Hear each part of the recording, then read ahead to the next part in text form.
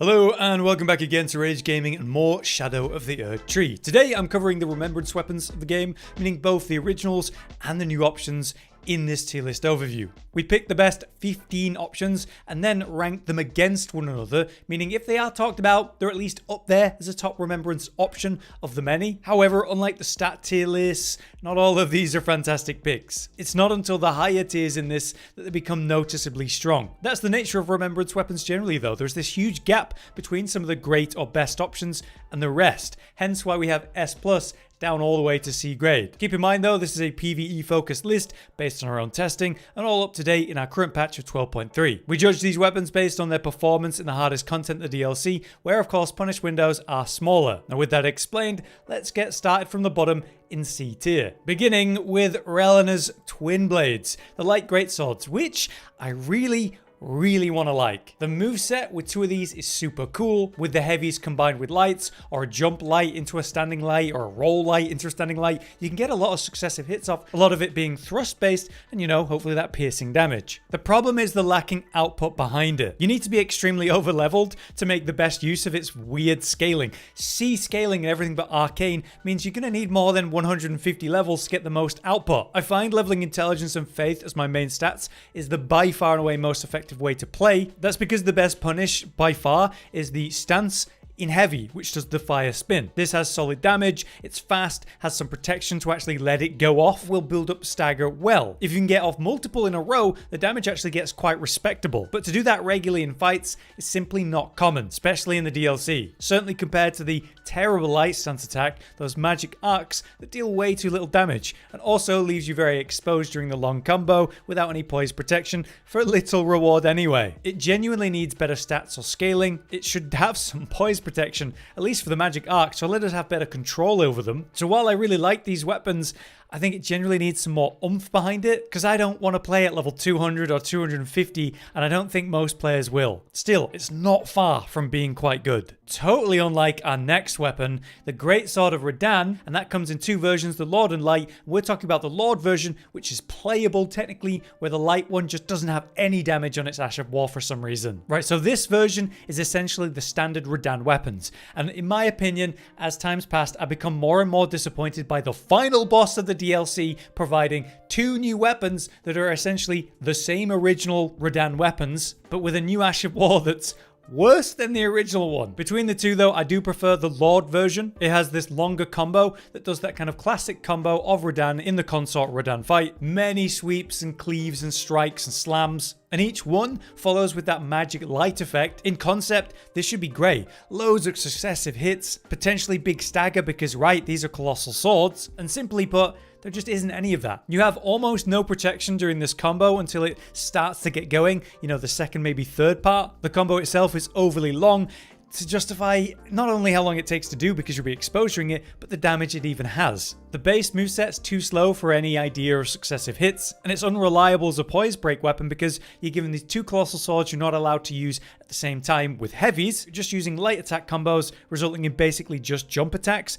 maybe crouch attacks or the basic combos, and then the Ash, which in itself is overly limited and underpowered in its output. I fully expect a buff for both of these weapons that should become something special as they deserve. Lastly for C tier, and I think this one's the most debatable, I would understand if you thought this should go into B tier. I'm talking about the Axe of Godfrey, which personally I'm just not a fan of. What you have here is a slow, heavy-hitting colossal weapon, but not the best colossal weapon in terms of output and scaling. The moveset's okay, the light attacks are relatively quick for a slower, heavy-hitting weapon like this, with the heavy attack combo being slow but effective at what it does. It really changes though when you use its unique war cry, the one of this Axe of Godfrey, buffing up the AR, providing a new moveset on the heavy attack, and that's where this gets much more relevant. The roar itself can be extremely long to activate the war cry, but it does hit really hard, and the follow-up combo will also hit hard. Now you're buffed up, you can use the heavy attack to do a little stomp, and then a follow-up horizontal swipe, and then follow that with another heavy. Generally, you never really get the second part off because it's so slow, but you absolutely can get the first part off, especially if you tap it. The slam down and then follow-up swing will be really quick. The problem here is to get relevant damage, you want to full charge these. And then the stamp down to then follow with the follow-up strike that we care about comes out so slow that it's really hard to hit. So trading and correct correct timing and looking for staggers, that's the way to play a colossal weapon of this nature. It hits hard enough though, there's just better colossal weapons to choose, so that's why I have it down in C, but again, it's fair enough if you were to say maybe B grade. But now let's move to B grade, where I have the Spear of Impaler. I originally planned to put this in C until I tested it today, just to double check with a build that was proper, and I've been pleasantly surprised by this. The base moveset is a great spear, which is not overly exciting, but reasonable with the range and damage behind it, especially with this being a mix of physical and fire, which of course you can buff up super hard. The heavy attack is a unique throw, like a smith's grip weapon, but when fully charged leaves behind magma fire on the ground for no FP. It's pretty incredible, and the range you can throw it is awesome. But obviously the Ash of War is where all the damage and combo is going to be in this one. Successive hits of fire and serious power behind it. A jump arc swipe, a triple stab swing, and then the leap down smash following with the spears that come out the ground. It hits really hard, especially with the right build. But the problem is there's almost no poise during all of it, so getting the full thing off is really hard. But obviously it is doable, and therefore that output can't be fully ignored. And at very least, the first part of this 3-part combo, the jump sort of horizontal swing, that hits hard, and that can be regularly applied in reasonable punish windows. There's nothing stopping that. So you're always looking for the full combo, but part 1 is fine, and the base moveset's going to be reliable, and the throwing attacks, I just think it's pretty damn decent. So compared to the other Remembrance weapons, I think it earns a B tier. Much like the Bastard Stars, an original weapon that is technically outscaled by another one that does super similar stuff, but that's not a Remembrance weapon. The Bastard Stars then is essentially just a flail, which means awkwardly short range, a kind of tame moveset, but with previous buffs and stuff, I do find the moveset better, especially when you're two-handing them, where they made the poise break of that particularly better, like the stagger build-up. So it's decent for its heavy attacks and jumping heavies. And then the Ash of War obviously is the big hitter behind it. A wide-reaching, pretty far-hitting swing of the flail that leaves behind this cosmic magic energy that explodes after a delay. The arc of that magic goes a little bit far though, so against a boss that's pressing itself against you, you can even miss that, but you're able to apply this at reasonably good range and spam it out under the right circumstances, even staggering and continuing the combo. So I guess I'd cap it at B for that reason. Also down in B then, we have Morgott's Cursed Sword, which I honestly thought I would like a lot more than I do in its current state. That comes with the Cursed Blood Ash of War, dashing forward and swinging, leaving behind this arc of magical cursed blood, which explodes, and you can follow that with a second part. You'll be doing a lot of that because it's doing reasonable damage, good bleed build up, the little bit of ticks of fire behind cursed blood, and potential stagger as well, which is certainly what you're going to be looking for. The base moveset's fine, the range is decent, but the damage isn't amazing, and that's what I would say about the weapon in general. If you're not getting high value out of the actual Ash of War, then it's not a good weapon. But there are times when you can get that combo off over and over because of that little lunge. You can use it to evade an attack and allow for the full combo to get off more consistently with good play. So I do like it well enough, but I don't know, it just feels like it's being overshadowed by a lot of other weapons. Also down in B tier then we have the Sacred Relic Sword. Some people might put this in A tier, but personally I'm just not a huge fan of how slow the Ash of War is and how much it leaves you exposed. Essentially you've got an okay dex faith sword here, a greatsword, so it's okay moveset, okay range, not a lot of power or stagger behind it. You're playing it pretty much entirely for the Ash of War, which undeniably hits really hard and has hilarious arcing range. You can spam that through a fight, and sometimes you're given opportunities to punish at range where you can get multiple of these off and just solo the fight with it. So the potential there is respectable, fair enough, but the weapon itself is just not great, and after you use those ashes, you're left in this really long recovery time where you're going to get hit before you can even roll. So I just find it a bit awkward to use, though I do like its potential and acknowledge that. Lastly for B tier then, we have a new one in the DLC, the Shadow Sunflower Blossom, which is essentially just a big colossal weapon that is okay, but certainly not one of the best, but it comes down to its Ash of War, which allows you to slam the target repeatedly for some seriously heavy hits, a lot of stagger build-up, and even successive hits at that. So there is undeniably potential here, but it's still one that I'm not a huge fan of. I was convinced about this one by Josh, who gave me these clips showing the potential damage it actually has. But the idea of trading this hard in the DLC, and imagine if you're in New Game Plus, that's just not going to happen. So it needs to be able to stagger the bosses before you get destroyed yourself, or maybe even deal more damage. But there's a potential for this one to be buffed, so you never know. That brings us up to A tier, where things get a lot more justifiably strong. starting with a new one in the DLC, the Sword Lance, which is a little bit overlooked but becoming more popular at this point. What you have here is essentially a better lance option because it has the same status build-up potential as a colossal weapon, which have the biggest numbers. Essentially what that means is per hit, say with a bleed weapon, you're going to generate more bleed status compared to, I don't know, lighter, faster weapon that hits more in a short time. But the thing is, with a lance style weapon of this thrusting style, you've got the range, you've got the thrusting, piercing damage, and then you combine that with an Ash of War that gives you fast hits. Which, as you can see in this footage, is exactly the concept of this build. Applying the status super quick through the Ash of War, and yet hitting hard with a kind of colossal status potential build-up. There's also a lot of stagger here, and again piercing damage, which is the best kind. So it's not one you should continue to sleep on if you are, especially with the bleed potential that exists for it. Maybe we'll start to see more people talk about this in the coming days.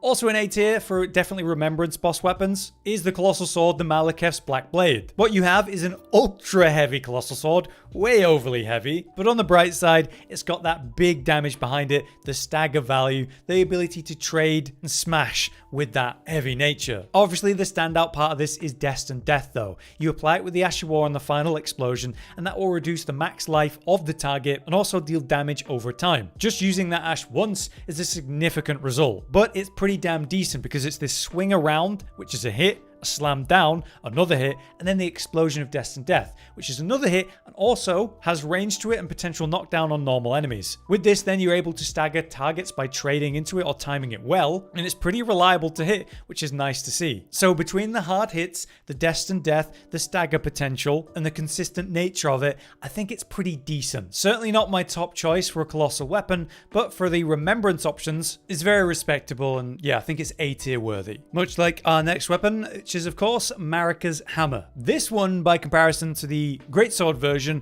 is so much more consistent immediately. A hammer in two-hand is not a bad thing. Great poison stagger build up behind it, allowing for really quick, heavy attacks in combination, almost like you're using a fist weapon, which is the best at that concept. Though this has slightly more range than that, as it is a stick. So between the lights and heavies, I think it's honestly okay if you're heavily focused on stagger build up and breaking the posture of the target. But obviously the standout part of this is the Ash of War, which has you leap up into the air and hit with the hammer and then an explosion at the end. You ideally want to hit with both of those for the max stagger build up and max burst, and because there's kind of a little bit of distance gained when you use this, you can use it at close to medium range to gap close, opening up new windows of punish to get this off, and even use the movement potentially to avoid the attack. So between the quick heavies for stagger build up and the Ash of War and its mobility, I do rate this really high and do like it a lot as a faith-based weapon. But now let's talk about another colossal weapon, the originals, the starscourge greatswords, the monstrous radahn of the original game and his weapons, which are just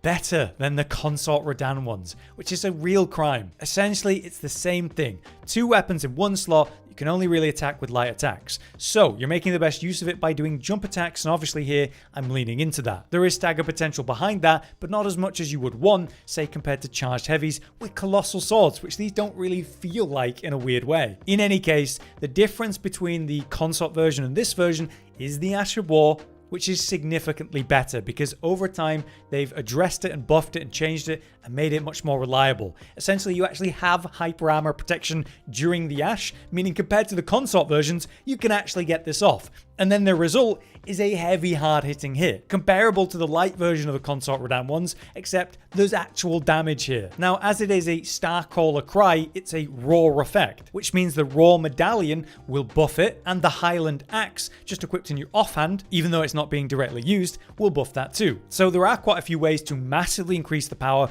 of the Ash of War specifically, and because you actually get hyper armor, you can land it. Really, I'd just like to see more stagger power behind these weapons, or a change where they made the heavy attack use both of them. That'd be amazing. Lastly, for A tier though, we have a heavy thrusting sword, the Dragon's King's Cragblade. As a heavy thrusting sword that's high in dex with lightning scaling behind the damage as well, you have a lot of potential here for serious damage buffing, and it works perfectly in any kind of lightning based build. The Ash of War itself turns you into a cloud where you're very protected in terms of hyper armor, but not immune to damage. The trading ticks of damage during that are not amazing, but the final slam at the end, especially when fully charged, will seriously smash the target. So you'll be trading and dealing good counterattack damage, piercing damage with this weapon, and a massive burst at the end should it land. I say should it land because these bosses in this DLC are quite mobile. A lot of them are smaller as well, kind of humanoid, like Miquella Messmer and so on. But against the bigger targets, it's really easy to hit, and the damage is ultra worth it. The weapon itself outside of the Ash hits reasonably hard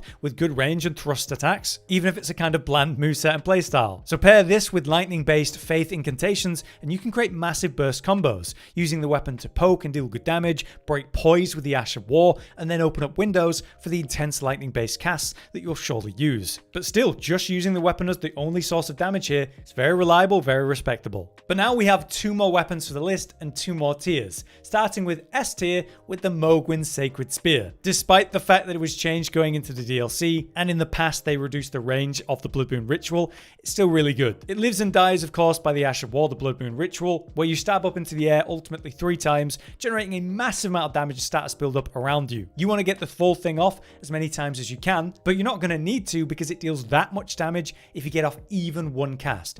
Easily like 20k plus damage minimally. But the problem is that takes quite a while and you're not protected during it. So what's more likely is getting off the first of 3 parts. After that, you'll have a curse-blooded buffed weapon, so physical and fire and bleed build-up, a great spear, so heavy damage and stagger potential behind it with great range, by the way, and always that massive threat should the boss go into a recovery or do a long animation for you to get the full Blood Moon Ritual off and destroy it. So it's still very good, even though it's in a slightly more nerfed state. But above it in S+ tier, obviously, is the Blasphemous Blade. Super quick, I've talked about this a lot and we all know about it. The Ash of War itself provides 10% max life healing every time you use it and hit a target, which is comical. The more health you have, the more healing. Passively is just having the weapon equipped though, you will get healing on killing blows. A mix of physical and fire as a weapon though, you're able to buff this up with extreme potency. And there's new things in the DLC, like the 2-handed sword talisman, as you 2-hand this weapon, will increase its damage. And the Ash of War actually got buffed because you can increase its damage by 14% with the new Talisman of the Dread, a magma-based talisman that enhances this Ash of War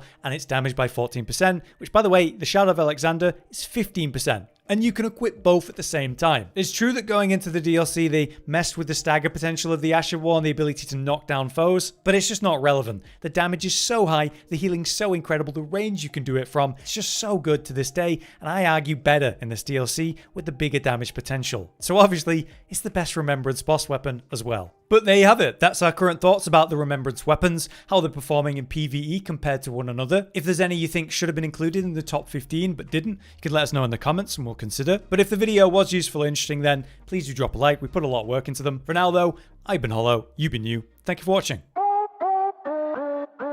Josh, Cotton, and Hollow with the videos, dropping the humor like a hammer on your tippy toes, bringing entertainment on a daily arrangement to take our insanity and turn it into entertainment. Yes, I said entertainment twice, to reiterate that it is nice to look into your faces on a mostly daily basis when you let us in your homes to make the whole world a stage. Goodbye.